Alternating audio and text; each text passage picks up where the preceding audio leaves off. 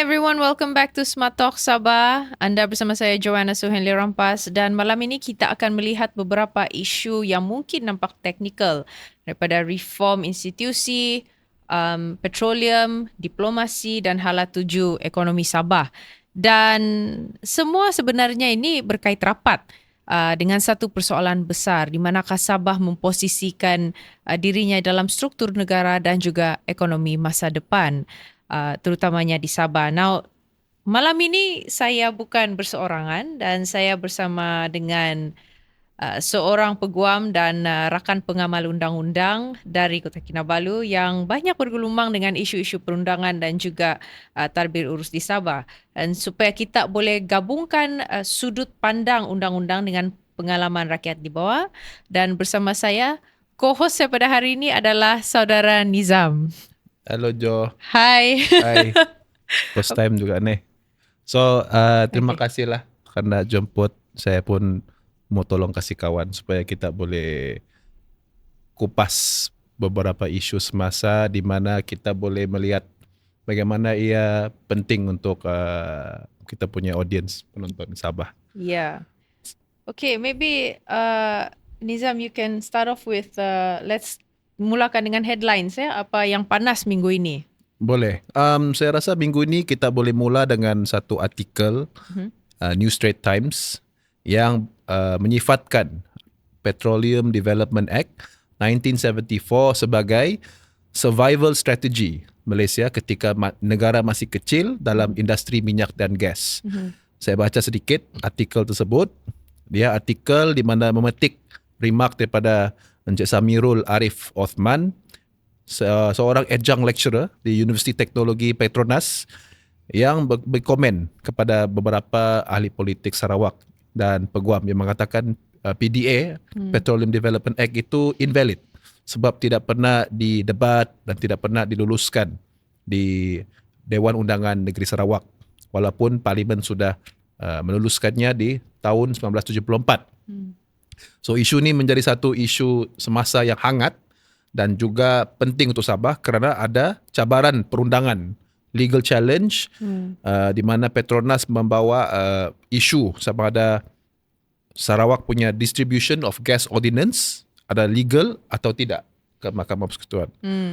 Jadi itu jadi latar belakang lah untuk topik pertama. Okay. Tapi saya rasa kita kena tengok konteks sejarah dahulu, Jo, iaitu pada awal 1970-an, Malaysia ni belum lagi menjadi pengeluar minyak besar. Okay. Reserve kita petroleum masih kecil, negara pun masih memerlukan entiti tunggal untuk berunding dengan syarikat minyak antarabangsa. Jadi risiko itu boleh, kalau ada perebutan antara negeri-negeri minyak boleh melemahkan kedudukan sebenarnya. Jadi antara asas dia membuat PDA adalah memberi satu entiti yang dinamakan Petronas hak eksklusif untuk sumber petroleum untuk menyatukan dan menguatkan kuasa perundingan. So it is a power strategy to negotiate, to bargain with international players. So konteks itu memang saya faham lah, maksudnya dia adalah strategi untuk national survival for our resources. Tapi mungkin banyak orang sekarang tidak faham macam itulah. Kalau saya pula kan, pandangan saya lah Nizam ya. Saya rasa kita perlu membezakan dua perkara di sinilah. Okay, pertama ialah kewujudan of course Undang-Undang Petroleum Act, Development Act ataupun PDA lah paling senang kita cakap, right? And sama ada kita suka atau tidak, ia sudah berkuat kuasa hampir, I think it's 50 years now. 50 already. 50 years kan, dan ia menjadi asas kepada Petronas sebagai syarikat minyak nasional Malaysia. Dan kedua ialah, kalau saya tengok di sini, if I may add to that, dia adalah isu keadilan penyertaan negeri-negeri pengeluar seperti Sarawak dan Sabah, okay? Dan juga jangan kita lupa semangat MA63 juga ya, since ini pun menjadi perdebatan yang hangat di parlimen sekarang ya. So let's look into the context of Sabah, right? So Sabah, bagi Sabah, perbahasan ini bagi saya tidak sepatutnya tertumpu kepada usaha untuk meruntuhkan Petronas, tetapi untuk kita ataupun menafikan kesahihan PDA. I mean, this is my opinion on it, right? Persoalan sebenarnya adalah sama ada hasil yang ataupun manfaat daripada sumber asli yang daripada Sabah ini dirasakan atau benar-benar mencerminkan kedudukan Sabah sebagai rakan pengasas dalam Persekutuan Malaysia. Okay, so I'm looking from that angle. Now, jika kita masih merupakan negeri pengeluar minyak dan gas tetapi masih berhadapan dengan jurang infrastruktur, cabaran pembangunan, maka bagi saya struktur dan juga hasil dan tadbir urus perlu diselaraskan semula dan bukan untuk dimusnahkan atau dimasukkan atau sebagainya. Jadi saya melihat apa yang telah dibuat oleh our current state government, right? Sabah memilih laluan yang berbeza dengan daripada Sarawak. Sarawak with Petros, obviously, they want to be the sole aggregator. Sabah took a different path melalui SMJ Energy, right? Dan penyertaan komersial under the CCA. And I think, Sabah sedang dan at this point Sabah sedang meningkatkan equity dan juga pelibatan mereka dalam kerja nasional. Tetapi bagi saya ini adalah satu tindakan yang pragmatic from the state government, right? This is a pragmatic step. Tetapi daripada pragmatism itu mesti menghasilkan pulangan yang nyata. Ya, betul. Sebab kita kena tengok, I think, Jo, daripada konteks setiap keadaan itu. So because we formed Malaysia 1963, and then petroleum PDA dilaksanakan 1974. Now we are 2026. So evolusi masa tu memang berjalan. Correct. So kita kena adapt with the times. Bagaimana kita mengurus resources yang kita ada, and these are finite resources, dia setiap hari pakai habis. Correct. Bukan lagi datang balik. Yeah. So we need to be smart in how we manage the resources. Innovative lah. Innovative. Yeah, and I think perbincangan dia pun kan kena bergerak melangkaui soal legality sekarang, tetapi it's more of sustainability. Yes. Yeah, as what you mentioned just now, right? Kelestarian.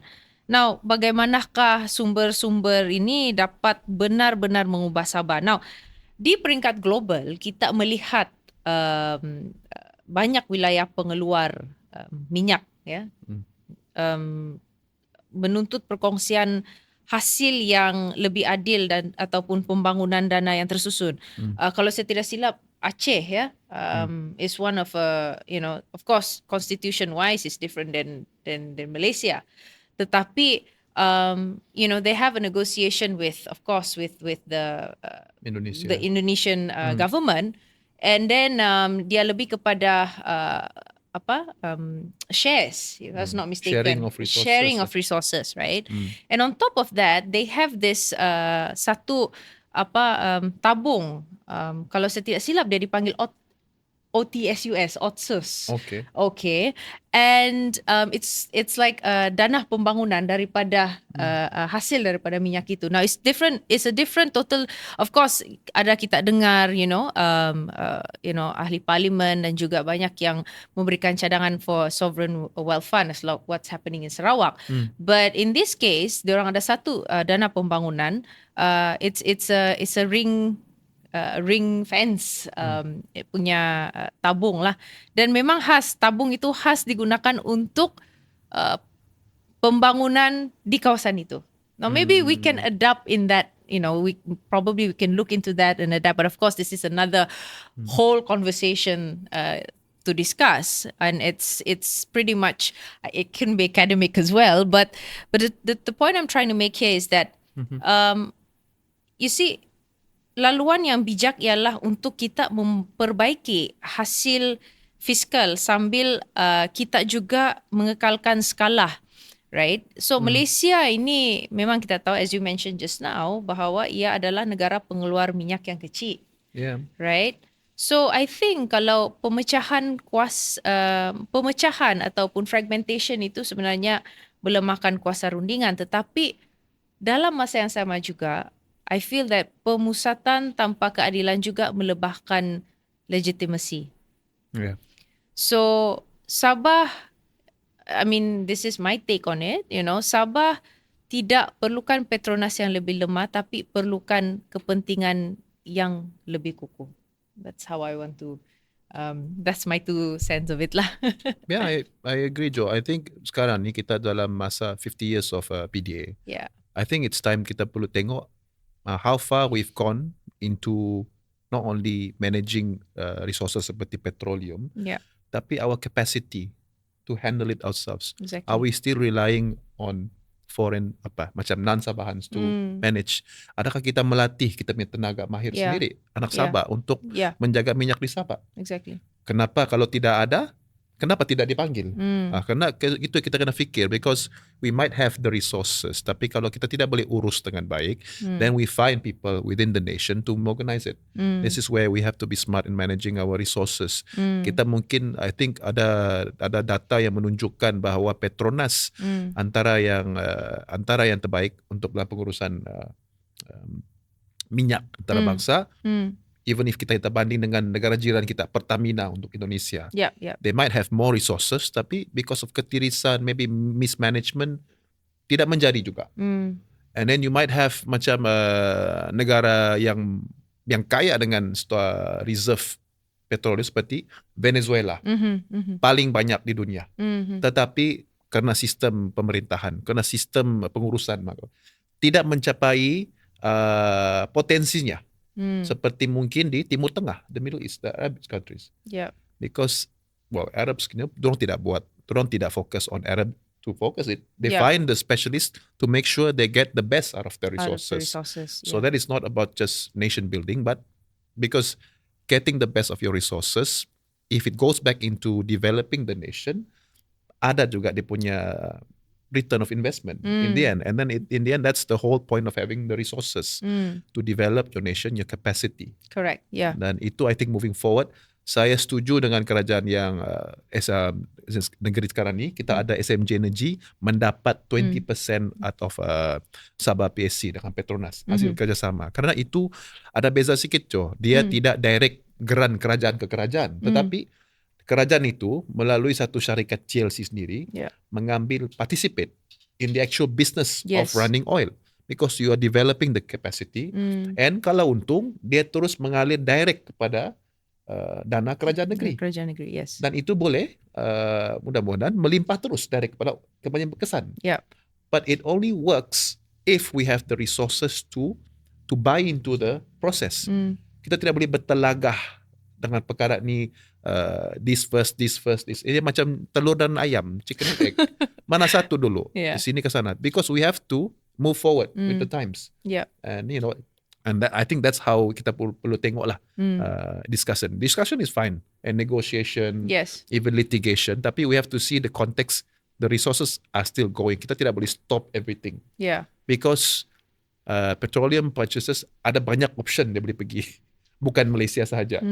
And it also that is bad for business. In the end, it's the business yang kita mau. Yeah. The economic punya revenue. Right. Yeah. Yeah. So I think at the end of the day, saya rasa PDA sudah membuat kita punya kekuatan pada 1974. And we have examples of how we can evolve, seperti SMJ Energy, to evolve with the times, like 2026. Yeah. Now we move forward. Bagaimana kita mau mengurus evolusi ini dengan cara matang ataupun strategik. Okay.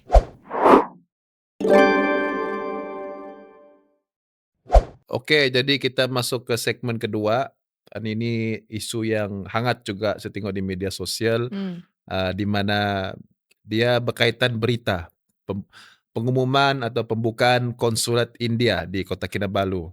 Kalau saya tengok the government of India's decision itu di berita ini mendapat liputan di I think The Star, di mana pada 12 Februari mereka ada keputusan untuk membuat satu konsulat India di Kota Kinabalu yang mendapat mixed review. Di mixed review positif negatif. Ni untuk National Consumer Foundation Malaysia Sabah, Mr. David Chan, dia punya presiden, cakap mungkin ada investment flow. Tapi rata-rata mungkin netizen pula risau dengan mungkin limpahan negatif. Tetapi ini sudah satu keputusan yang fully supported oleh PMX, Datuk Seri Anwar Ibrahim, kerana ia akan melaksanakan satu impak untuk menarik pelabur-pelabur India untuk JV-JV atau expansion of industry and may buat job opportunities untuk Sabahan youth. Tapi kenapa dia jadi isu? Saya rasa mungkin kita kena tengok start dari awal. Kenapa konsulat? Apa ini konsulat? Jadi konsulat dia sebenarnya bukan tempat untuk pejabat visa saja untuk pergi India atau pergi negara-negara. Dia sebenarnya satu pusat di mana dia memudahkan pelaburan ataupun perdagangan. Dia menghubungkan perniagaan antara dua negara beza.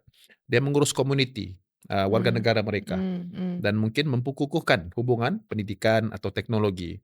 So, kalau ada satu negara berminat dan berniat untuk membuka konsulat, itu menunjukkan kepentingan strategik wilayah tersebut. Okay. So, ia sebenarnya recognition kepada kepentingan, the value of Sabah in India's country's age. Okay.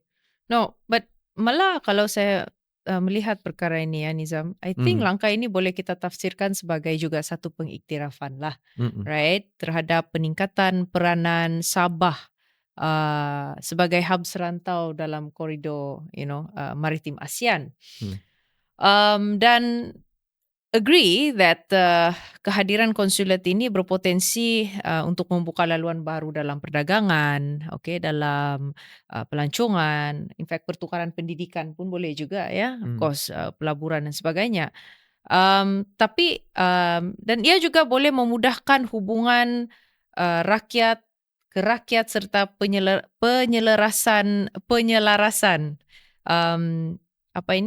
urusan perniagaan dan kerjasama dua hala. Namun begitu, saya rasa sebagai rakyat Sabah lah ya, dan saya tidak nafikan, of course there's a mixed feeling about this, right? Some are positive, some are negative, but rakyat Sabah hak untuk bertanya lah, apakah hasil konkret daripada langkah ini, right? The question is, adakah ia benar-benar akan mewujudkan peluang kepada belia di Sabah? Nah itu, dan memperkukuhkan jaringan hubungan yang selari dengan keutamaan pembangunan di Sabah. I mean, of course kita tidak nafikan isu ini bukanlah soal menolak diplomasi kah ataupun hubungan antara bangsa. Of course, I believe Sabah sentiasa terbuka dengan kerjasama luar. Kita melihat banyak kerjasama luar yang telah ada dengan Sabah. Tetapi keputusan skala besar seperti ini, like kita tahu India is one of the strong countries of the world, right?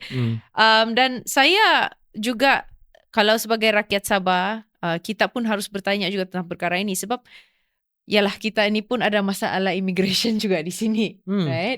Migration dan sebagainya. Dan of course, these are langkah awal untuk rakyat Sabah mengetahui, right? Okay, if you were to open a consulate di sini, okay, let's talk about mereka daripada India yang datang ke sini, how are they going to work here and so forth. So I think that is more the Sabahans want to know mostly on how if let's say lah, ada pekerja datang daripada India.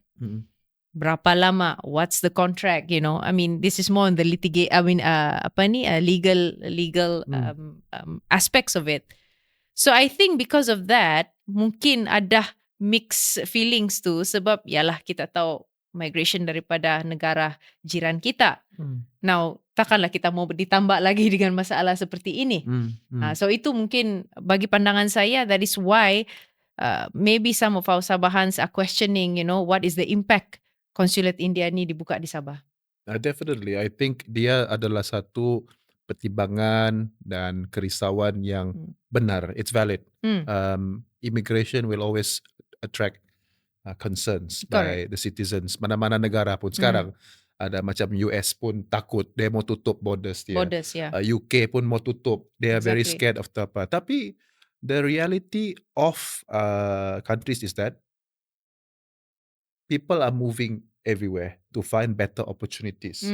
So when people are emigrating or immigrating, mereka mencari peluang di tempat-tempat masing. Jadi kalau kita risau pasal orang luar mencari peluang di tempat kita, bagaimana pula dengan kita yang mau mencari peluang di tempat orang?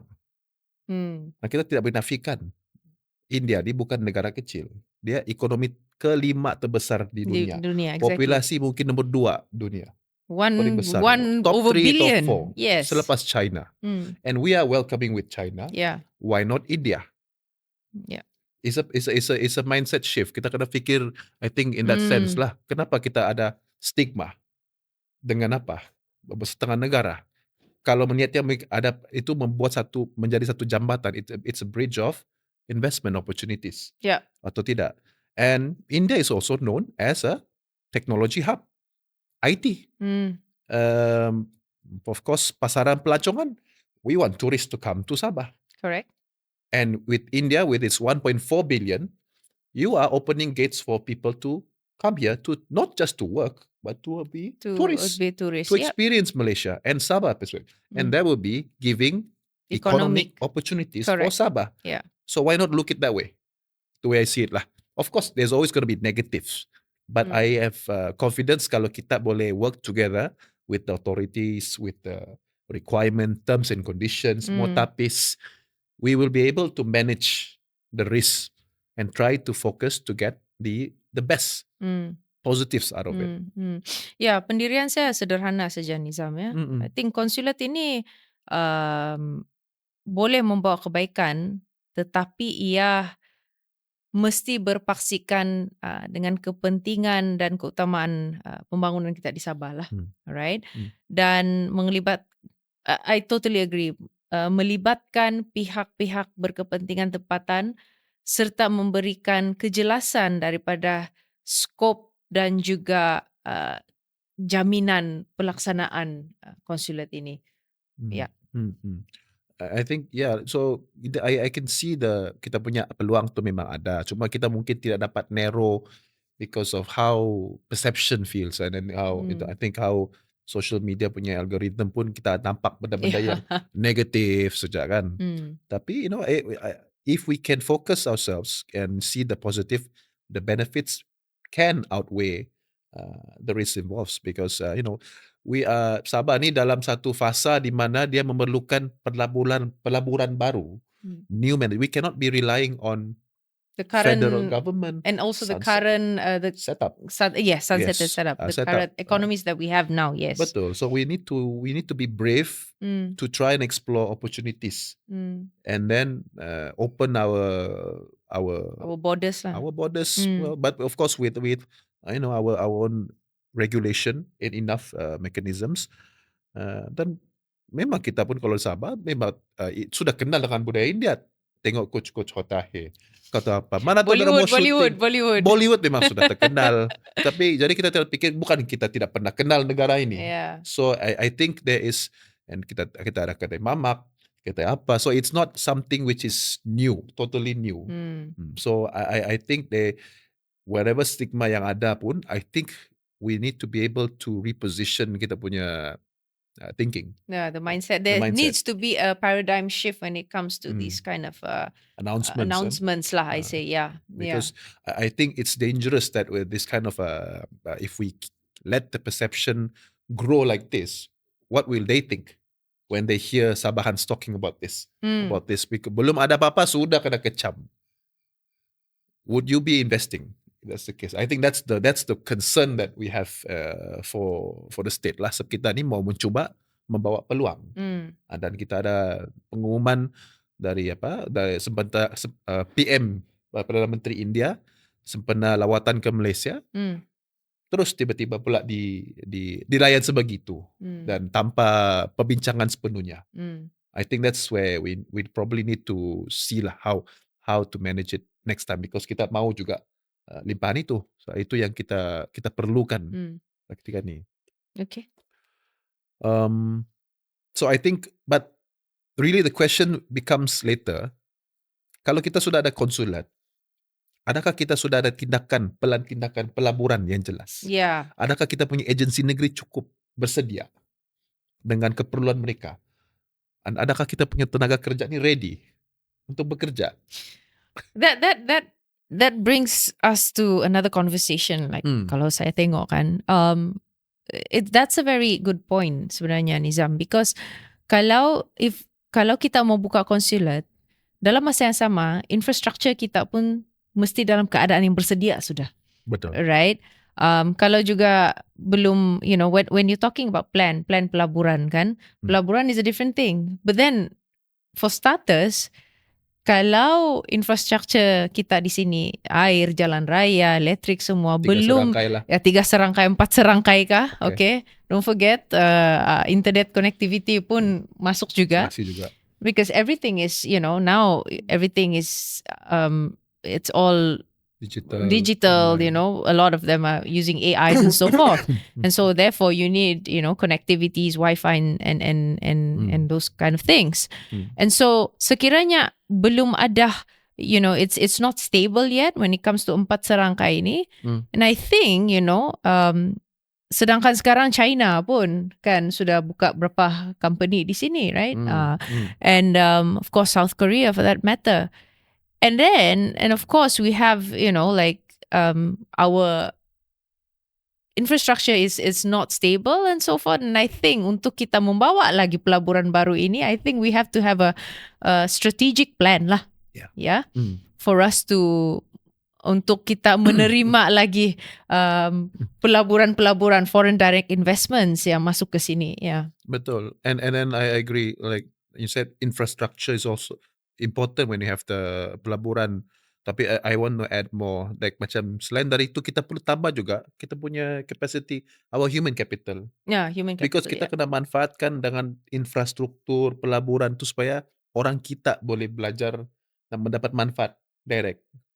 So I think itulah yang penting juga, selain dari agency, polisi kerajaan tu perlu diselaraskan supaya menyediakan kita punya tenaga kerja. That's correct, because nanti it'll end up we still have to import lagi pekerja Import daripada workers. negara-negara jiran. So orang bilang kan it just it doesn't serve the purpose lah, orang Dia bilang akan kan. seperti macam di Lombong sajalah kita punya resources untuk kegunaan apa, jadi kita tidak dapat manfaat. It's short term. It's a short term, macam Panadol saja. Dia bukan sebenarnya satu solusi jangka panjang.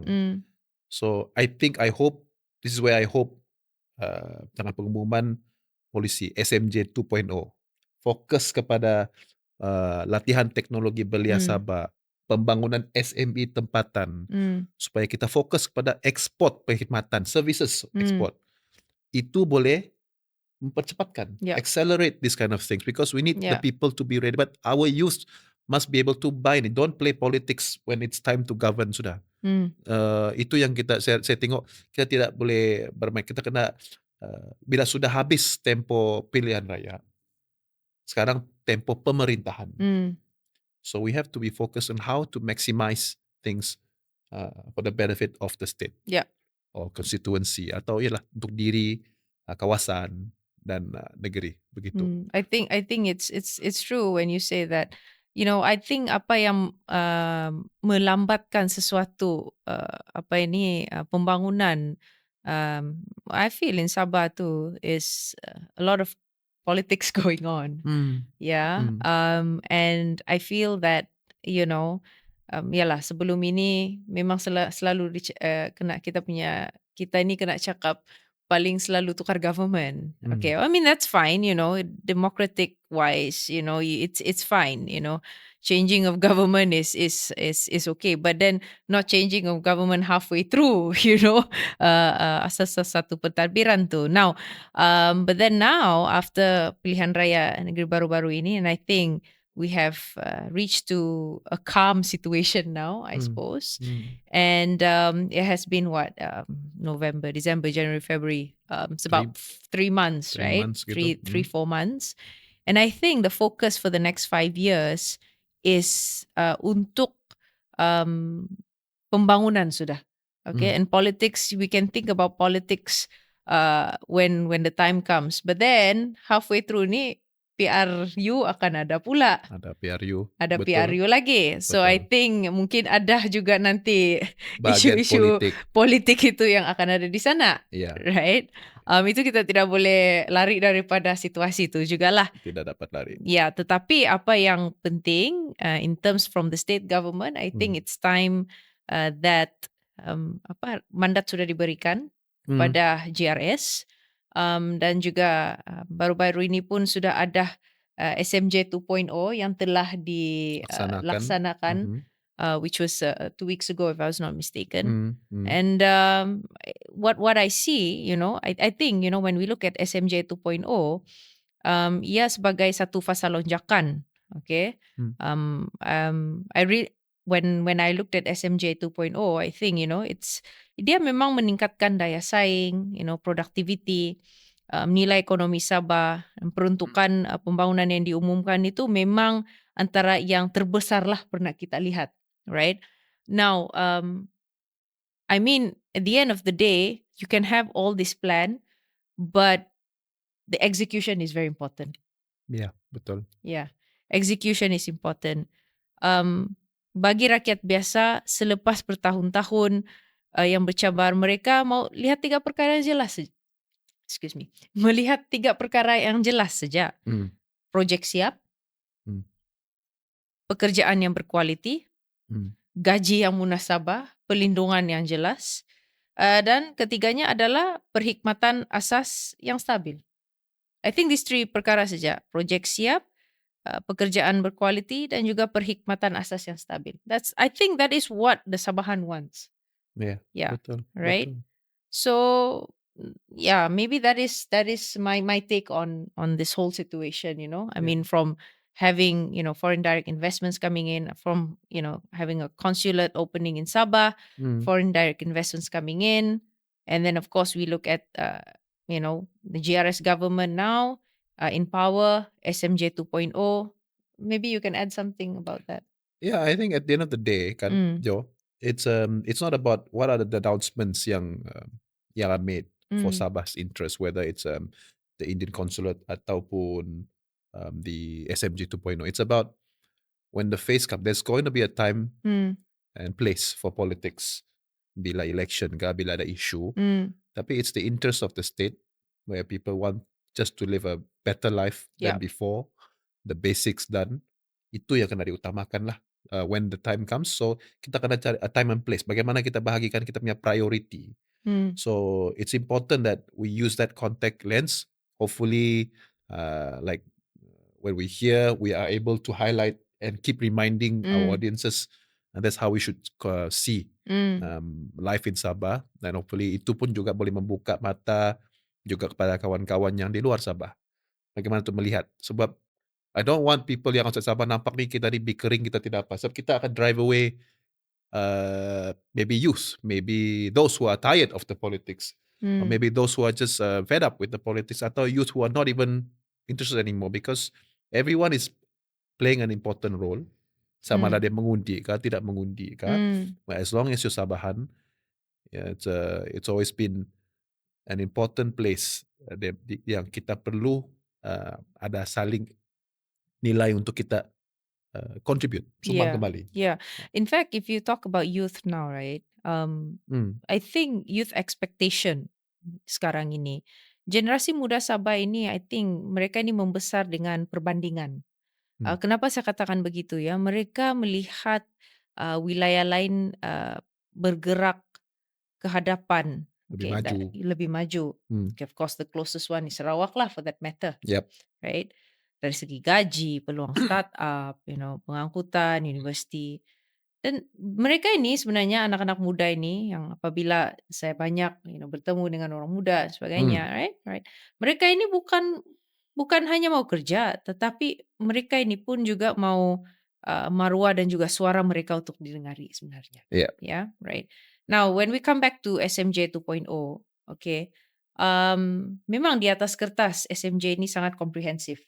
Right? Kita tengok ekonomi biru, tenaga hijau, digital economy, pelancongan pertanian modern. So this is very, how can you say this? This is very promising, especially for our young generation. Sebab, well, we can't deny the fact that Sabah ini in fact, yang paling banyak pengangguran anak muda is Sabah, right? Over 100,000, right? Yes. Jadi I think what is the most important thing is, like, for example, both of us, we are talking here on Smart Talks, and I see ourselves, kita ini, we are not we are not the future, but orang bilang we are, kita ini sekarang ini, we Living are through it lah. going through it, right? Dan apa yang saya boleh lihat adik-adik kita, kita tengoklah adik-adik kita ini kira milenial lah ini ya. Dah sudah limpas sudah tu, Jo. Limpas sudah kita punya. Limpas sudah belia tu, Jo. Yeah. Tapi I'm very concerned, especially for our children.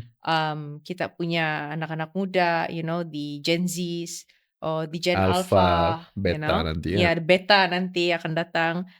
You see, adakah Sabah pada tahun 2030, for example, right? Tempat di mana saya boleh membina kehidupan saya. They're gonna think like that, Betul. So I think it's our generation. Of course, we have the baby boomers. The politicians now, mostly of them are baby boomers. But I think now it's our generation to, try to be millennials ni lah, I would say. We be the bridge and to see, like, okay, we have to move forward, again, politics is politics lah. Yep. But, we have to be also moving. We cannot be just complaining all the time, but not doing anything. Yeah. You need to have action, right? So what I hope, like Sabah ini, daripada SMJ 2.0 dan sebagainya, I hope that Sabah is a place where kita punya anak-anak, our younger generation, right? Adik-adik kita ini, Sabah ini adalah negeri yang diorang tidak mau tinggalkan, tetapi diorang mau balik sini. Kalaupun diorang pergi ke luar negara untuk menimba ilmu, mengambil pengalaman ke apa, tapi dia akan tetap balik di Sabah juga. I mean, yourself, you were overseas, you came back to Sabah. Balik. Sama juga macam saya, Yes. So, but then, itu kita saja. But what about the rest? Yeah, betul. And I think it's an aspiration that we need to keep on believing. Sebab kita, saya lazim nampak tengok macam kita mau Sabah mau menjadi macam Sarawak, Sabah mau jadi macam apa. But why not kita Sabah mau jadi Sabah yang lebih bagus? Just focus on ourselves. We have to build our identity. We have to be proud of who we are and really expand on it. Leverage on our strengths. Of course, manage our weaknesses, tetapi focus on our strengths. So itu yang saya rasa yang penting, mindset yang kita perlu. I mean, hopefully with platforms like this kita ada ni, boleh diketengahkan dengan audience kita. Right. I like to add on that when, people always say that, Sabah ini mesti, hopefully we can be like, kita mau macam Sarawak. At first and foremost, I think kalau Sabah mau jadi macam Sarawak, you have to think how the Sarawak thinks, right? But then you have to also understand, this is the thing that I always say, and I always, try to also advocate on this in any of platforms that I have the opportunity to talk. Then I totally agree with you when you say, how can us Sabahans be Sabahans and be better Sabahans, kan? You see, we started off at a different platform with Sarawak. Sabah, obviously, we started as a North Borneo company, right? Sarawak, of course, they had the Brooke Dynasty, Betul. And honestly, if you look at the history, I'm not a historian, but, we read, right? The Brooke Dynasty have already institutionalized, the systems there. Yes. To which only later that, the local leaders have just, diorang take over sejak lah, right? Now, Sabah started off at a different footing, background lah, right? Yeah. Kita ini company. Yes. Kan? Kita ini bukan negeri pun, tapi sebagai business lah. Business. We are a business entity, Yes, right? yes. And then, so kita punya history ini berbeza. Now, what I'm trying to say here is that maybe we have to start looking at back in history. Of course, look at history and see where do we start from there, right? And after that, build our way up through, to where are we now, right? And making our own identity as Sabahan. Itu pandangan saya, We cannot be like Sarawak and Sarawak cannot be like Sabah juga. Yeah. Politically wise, we are different. Yep. Kita ini kita punya wilayah ini demografi pun berbeza. Beza.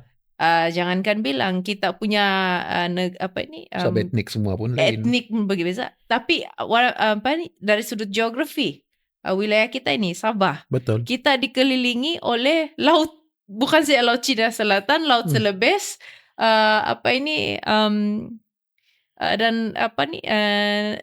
negara-negara daripada Indonesia dan juga Filipina yang datang. Yeah.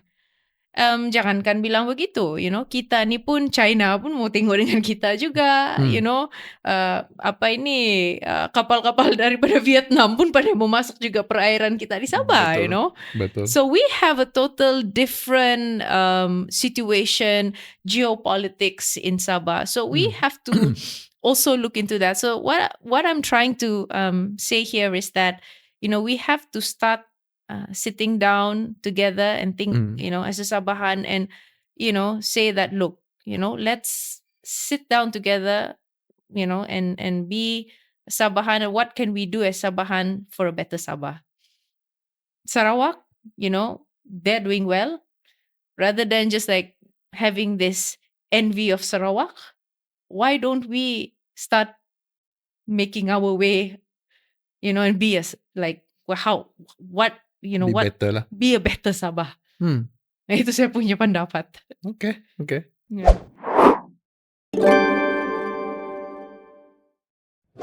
Okay, untuk segmen seterusnya kita ada cakap pasal banyak reform institusi juga minggu ini. Dan kenapa penting? Sebab pada bulan Januari ada beberapa di peringkat nasional rang-rang undang-undang atau bil setelah diperkenalkan di Dewan Rakyat. Dan 4 yang saya mau highlight, I think untuk perbincangan Joe ialah 1, had tempoh Perdana Menteri. Nombor 2, pemisahan peguam negara dan pendakwa raya. Okay.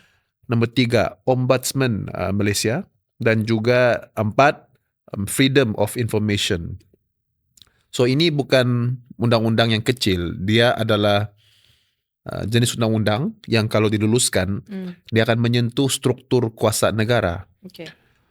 Mari saya cuba explain lah kan. Okay. So kalau cadangan had tempoh, cadangan sekarang adalah untuk memberi 2 penggal ataupun 10 tahun. Tujuan dia untuk had tempoh seseorang memegang kuasa tertinggi lah dalam seni PM. Ini secara teori kita mau mengelakkan pemusatan atau centralization of power too long. Kita juga mau menggalakkan peralihan kepimpinan, succession planning. Okay. Ketiga, kita tidak mau terlampau ada risiko patronage yang pempanjangan. Tapi ini tidak sebenarnya menjamin integriti kan, sebab dia cuma memberi satu timeline. So, what do you think, Jo, kalau dengan cadangan begini? Okay, kalau bercakap tentang had tempoh PM ya, secara teori ya memanglah menghalang seseorang itu terlalu lama berakar di puncak kuasa, dan membina, of course as you mentioned just now, jaringan patronage. Now banyak negara yang kita lihat yang ada penggal, contohnya Indonesia. Okay, rakan jiran kita di Indonesia 2 penggal, Amerika Syarikat pun 2 penggal. Tapi pengalaman negara-negara itu juga menunjukkan kalau ada budaya, so to speak, yes man, pembiayaan politik yang tidak telus ataupun institusi yang mungkin mudah ditekan, 2 penggal pun cukup untuk melemahkan satu institusi sebenarnya, right? So kalau kita mau buat ini pun, I think there needs to be a political will juga, right? And kesungguhan, at the first place why you want to hadkan dua penggal sejak tempoh, right? So jadi 2 tempoh, had tempoh ya, itu penting sebagai seat belt, right? Tetapi juga perlukan pemandu yang tahu dia punya speed limit lah. Faham. Alright.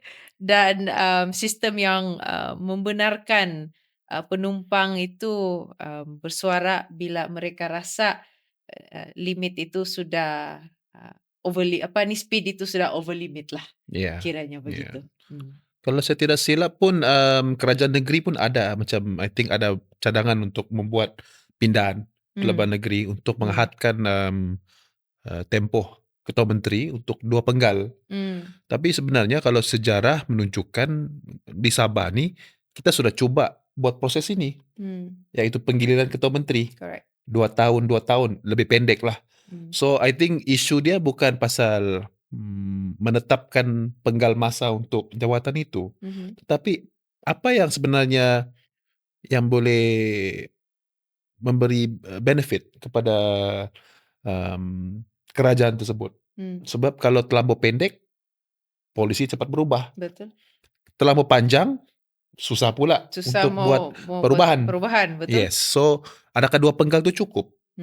Sebab kita tidak tahu bagaimana sebenarnya apa yang munasabah, especially kalau kita mau praktikkan perkara itu di nasional dan juga di negeri. State, ya. Yes, because kita kadang-kadang kita ada election yang bersama, kadang-kadang kita ada election yang berbeza. Betul. So itu akan menentukan siapa menjadi calon-calon ketua. So I think dia langkah yang baik, cuma dia tidak akan menyelesaikan segalanya karena itu hard tempo ni cuma kawal masa. Dia tidak akan kawal morality dan integrity siapa yang memegang kuasa tersebut. Itu yang paling penting lah. Yeah. But I think it's still a positive step lah. Maybe we can see it for the state eventually after parliament national boleh luluskan juga. Yeah, but I think reform institusi sebenarnya pun ia adalah ujian ya sama ada kerajaan tu memang sanggup menghadkan kuasa diri sendiri. So ambil contoh ya, ombudsman di negara Skandinavia, right? Ombudsman benar-benar menjadi tempat rakyat termasuk orang di luar bandar ya untuk mengadu tanpa takut. Okay. Dan keberkesanannya sebenarnya bergantung kepada 3 perkara, ya, iaitu bebas, telus dan keputusan yang diambil serius oleh kerajaan. So kalau saya lah kan, kalau Malaysia ini cuma jadi ia menjadi sebagai satu pejabat baru. Okay, now we're talking about ombudsman lah, pejabat baru dengan budaya lama. Okay, defensif, tidak telus atau lambat, saya rasa kepercayaan rakyat tak akan pulih. So if you're talking about any reforms, when it comes to trust, accountability and governance culture, if that does not reform too, then I think, reform is just going to be symbolic.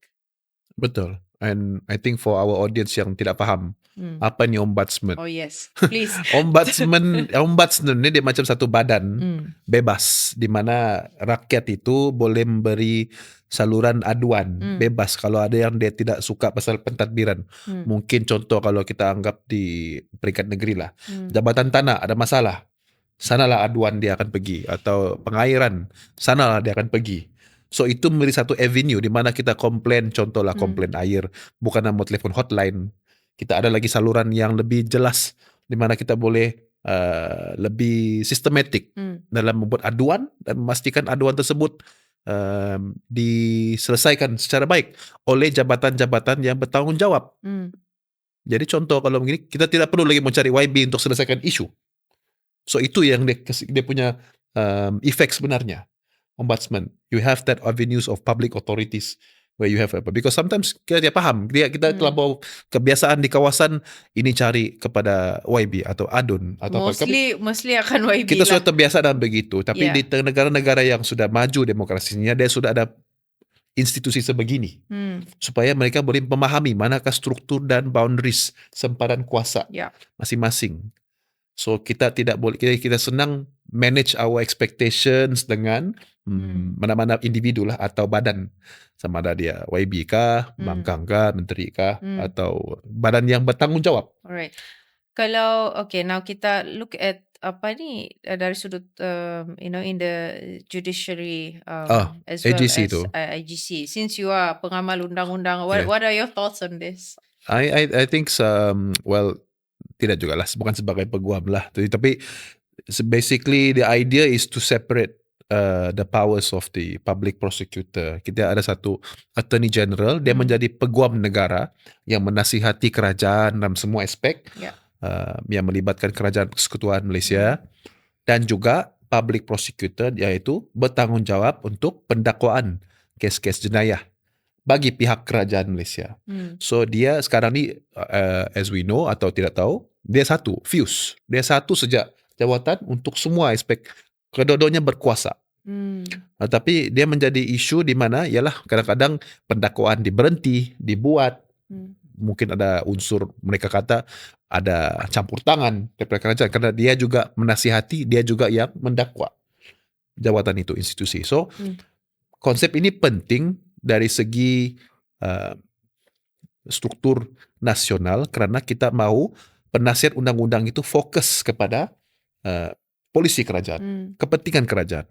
Tetapi bila pendakwa tu bebas daripada kerja menasihati kerajaan atau dia institusi yang tersendiri, dia penting untuk menunjukkan persepsi yang lebih bebas daripada pengaruh eksekutif.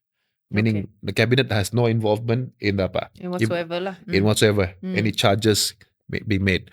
So ini penting untuk persepsi keadilan. The perception of justice, keyakinan sistem kehakiman, trust in the system, dan juga kes-kes kepentingan awam like public interest cases, maybe high profile cases. Tapi I think the bigger picture sebenarnya nanti selepas ini diluluskan, siapa sebenarnya, macam mana proses melantik public prosecutor ni, pendakwa raya, macam mana tempoh tu dilindungi, adakah budget dia bebas kerana dia sebenarnya tadi institusi berbeza.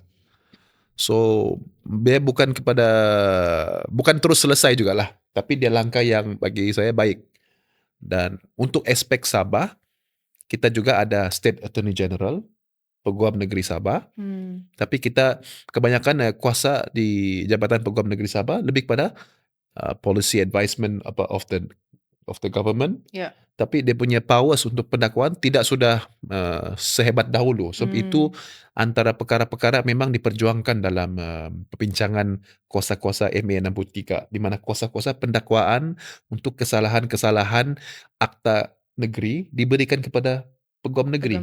So I hope that will be something to be looked at from the state punya perspective lah.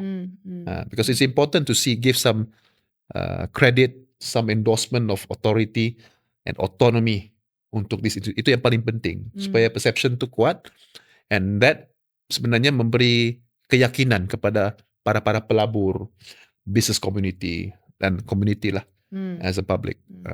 I think if kita rangkumkan segmen ini, right? If you're talking about institution reform, and I think ukuran sebenar reform ini bukan daripada bil-bil yang dibentangkan lah, daripada betul. di parlimen. Of course the plan is so good, whether it's going to be passed or not is yet to be seen and yet to be known. Tapi apa yang penting adalah sejauh mana kuasa ini benar-benar boleh disemak juga oleh rakyat biasa. Yeah. Right? At the end of the day, again, it goes back to, accountability. It goes back to trust and as well as the governance culture. Right? So, dan itulah persoalan dia yang yang penting ialah ini reform yang ubah budaya kuasa atau sekadar tukar packaging saja, tapi masih sama jugalah kan orang bilang.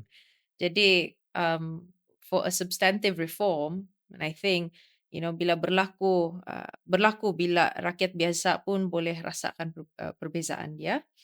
Okay, dalam cara agensi melayan aduan, contohnya like you mentioned just now, dalam ketulusan projek, dalam cara pemimpin yang dipertanggungjawabkan, right? And I think that would be, I considered a substantial reform, a substantive reform, and not undang-undang yang wujud atas kertas tapi kuasa tidak digunakan untuk mengubah, i.e. Symbolic reform sajalah. Yeah. Yeah. So I hope mungkin dengan kupasan isu-isu begitu, mungkin para pendengar kita, penonton kita boleh dapat lebih banyak ilmu dan kesedaran sebab saya fikir itu penting. Platform seperti STS ini kita memberi nilai yang begitu besar kepada tagline yang Joe selalu cakap, Sabah cakap, Malaysia Malaysia dengar. Kerana kita perlu warga Sabah untuk memberikan suara-suara mereka, memahami misal supaya negara Malaysia kita boleh mendengar perspektif-perspektif yang kita bawakan.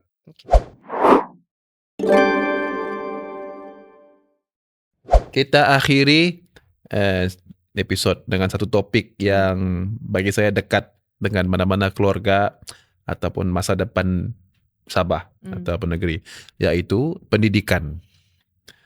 Blueprint Pendidikan 2026 ke 2035 sudah diumumkan pada bulan Januari lalu sebagai Pelan Hala 7 Jangka Panjang Negara.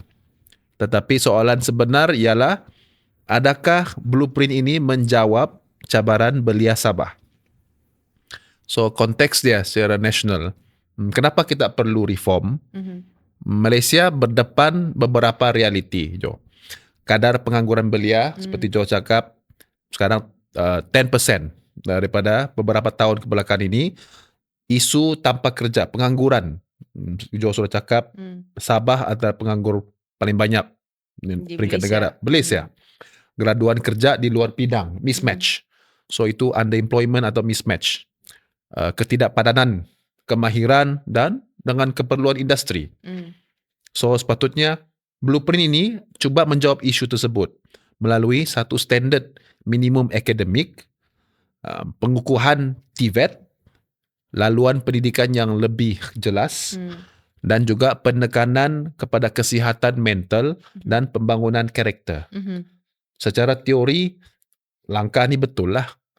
Tapi seperti biasa Jo, issue is going to be pelaksanaan. Yeah, implementation of the policy. Yeah. So like contoh kalau untuk Sabah kan Jo, kita sudah depan cabaran yang lebih tambah daripada satu blueprint.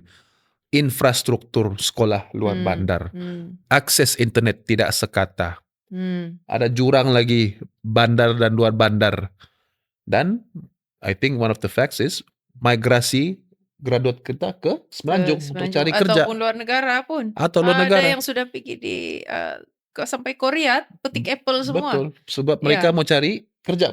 Apa yang mereka belajar tidak boleh gunakan. Bukan lagi digunakan. Tiada dia punya job opportunity. Betul. Yes. Yeah. So I think that's I totally agree with you. At the end of the day is about the implementation of the policy. Of course Malaysia tidak kurang hebatnya lah when it comes to dengan plan seperti ini. And I think it was very welcoming also to see that peperiksaan darjah 4 kalau saya silap juga telah diperkenalkan dan form 4 I think was. Kita dulu UPSR ke tu? UPSR, PMR, baru SPM. Yeah. And awal sekolah. Ya, sekarang betul. Ni. Awal sekolah. Well, I think this is very positive. Yeah, it's a very brave punya apa? Yeah, it's a very brave shift. In fact, it was a brave shift for them to mansuhkan semua peperiksaan. Kan? Betul. But then honestly, yalah kita dia ada anak sudah kan, jadi kita pun pikir juga masa depan kan. Dan saya melihat perkara ini. Of course, part of the reason why peperiksaan ini telah dimasukkan, part of it is of course mental health dan sebagainya. Tetapi yang pernah dikatakan oleh Abang Joe sekali, dia cakap, how do you want, macam mana kita mau menilai progress anak-anak Sarawak at that time kalau betul. kita tiada exam, dia bilang. Exam. Betul. Right, so I actually totally agree with that. Yeah. Masa kita dulu darjah 6, dia gunakan darjah 6 itu untuk tengok nilailah tingkatan 1 kelas di mana kau masuk. Kelas mana masuk. Yes. And then tingkatan 3 PMR. Mau masuk science stream kah? Art stream, sains sukan kah, ekonomi, right? Which I think penting. That is important. Tapi I think what is more important is kita mau tengok tahap literasi budak itu. Let's say for example darjah 4. I think primary 4 also is a good Good age. good age for you to look into the literasi dia membaca, menulis dan mengira. Yeah. Ya, betul. Kebanyakan anak-anak ini yang kita dengar lah, anak saya masih kecil lagi lah. Okay. Akan melalui fasa itu. Tapi apa yang kawan-kawan, anak-anak mereka yang tidak ada exam, biasa, there are two things. Number one, salah satu daripadanya adalah dia cakap paling terkejut diorang apabila tiada exam, apabila SPM datang, tiba-tiba ada exam, dia jadi macam betul-betul stres. Because there was no exam in between dia punya of course exam sekolah tu ada, but national exam tu tiada. So I think dari sana kan dia akan terkejut macam okay, this is such a big exam, how am I going to it was very stressful not only for the parents but also for the child. So I think this is a good thing untuk kita menilai tahap pembelajaran anak-anak kita especially kita di Malaysia lah. Now when you come to talk about Sabah and Sarawak Sabah lah for that matter, kita memang masih bergelut dengan sekolah daif, akses internet yang lemah dan kekurangan guru pun di kawasan jauh ya. Kalau pelan baru ini tidak secara sengaja overcorrect jurang luar bandar, maksudnya beri lebih sumber, lebih flexibility dan lebih perhatian. Dan I think jurang antara visi dan juga reality juga akan tetap kekal sama juga. Ya. Dan salah satu yang antara orang yang kuat untuk propose pindahan ini adalah YB mantan Menteri Ekonomi YB Rafizi. Sebenarnya dia sangat pentingkan blueprint ini karena saya dah melihat dalam podcast beliau, dia ada bagi satu perbandingan data-data di mana tahap aritmetik dan kepahaman pelajar-pelajar Malaysia berbanding dengan negara-negara jiran. Contohnya Singapura, Thailand dengan Vietnam in fact. Vietnam actually. Yes. Kita ketinggalan a bit jauh. Quite significant. Yes. So it is because of the lack of assessment Exactly. ni yang coordinated yang menjadikan jadi satu time bomb untuk kita. Kerana kita tidak tahu di mana tahap kesediaan anak itu. Dan di mana kecenderungan dia dengan dunia generasi alpha, beta semua ni, mereka sudah expose dengan mungkin dunia baru, pekerjaan yang mungkin dulu ada, tidak ada sudah pada masa mereka. So it is important for them to learn the skills early and to be able for us as a parent as a community assess di mana dorang punya ke level dan mana potensi mereka sebenarnya. Yeah. Dan itulah yang penting saya rasa blueprint tu supaya kita boleh identify awal kepada minat dia. I think orang bilang it's asas dahulu baru inovasi lah. Iya, betul. Kan? The basics. And then now it's maths, science, TVET lah, STEM lah. Betul, STEM. And now TVET is getting more important and hopefully it gets more important untuk Sabah sebab blueprint ini fokus kepada TVET. Memberi penekanan kepada TVET dan ini untuk Sabah relevan sebab Sabah sudah ada potensi, banyak potensi.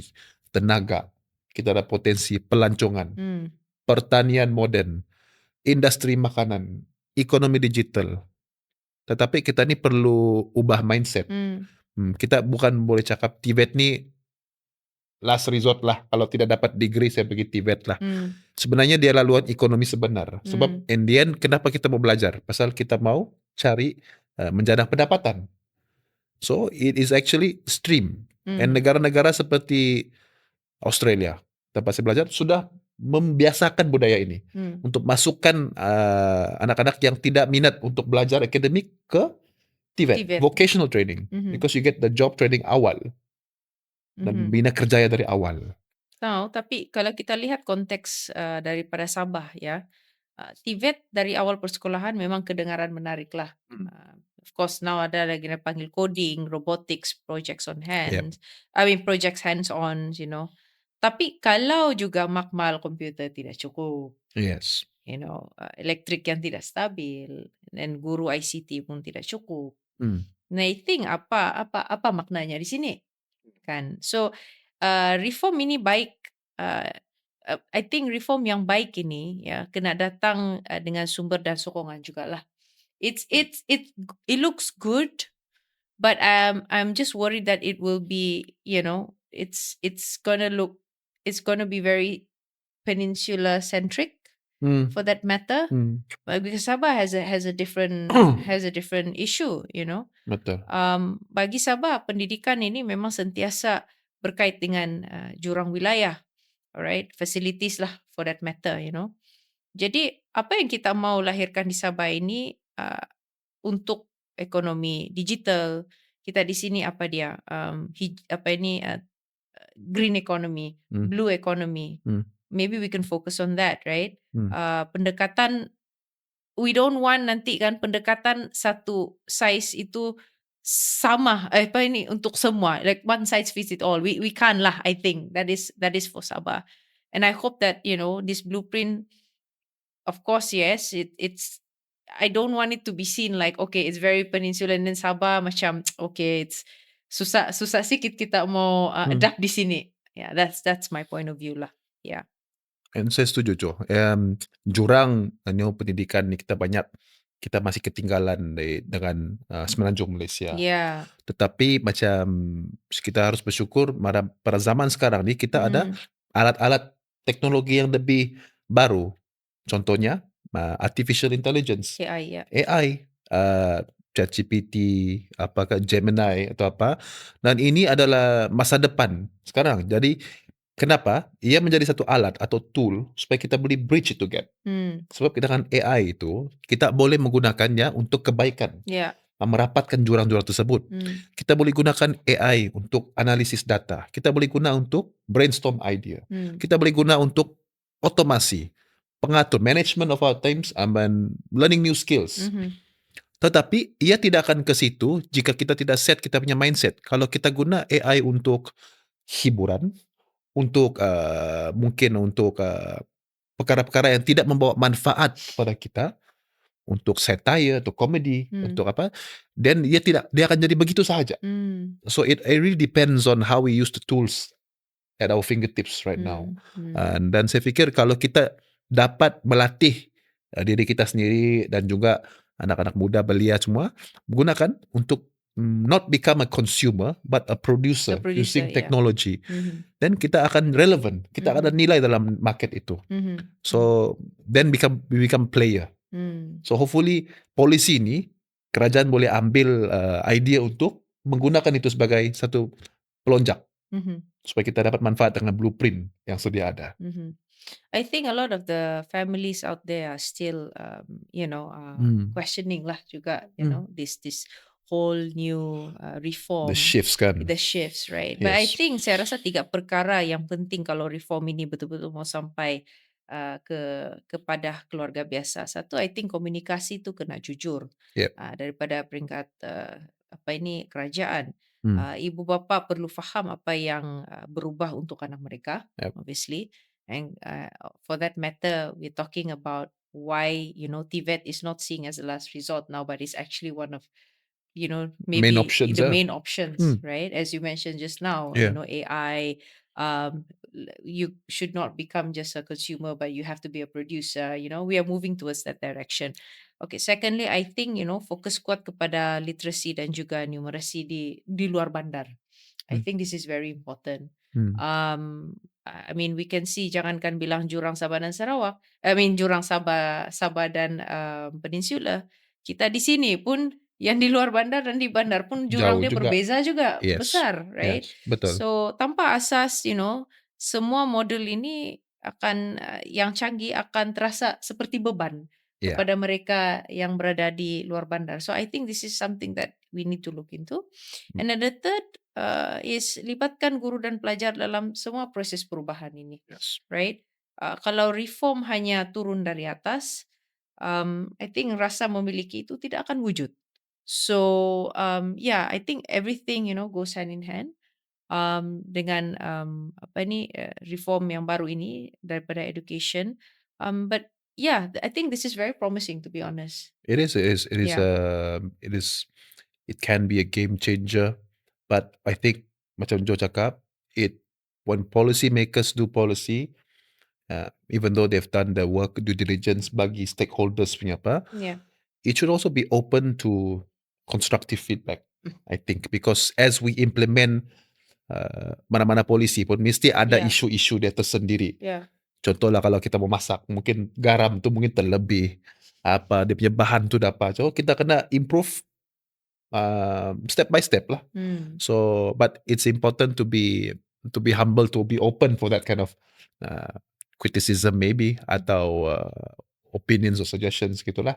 So I hope that because at the end of the day dia memerlukan kerjasama dua pihak, a buy-in from the end users of the education punya blueprint, Yeah. so that it works for both sides. All right. So I think we have reached to the end of our discussion for today. Saya rasa banyak yang telah kita kupas hari ini ya, Nizam. Ya, lain Daripada sedikit nih.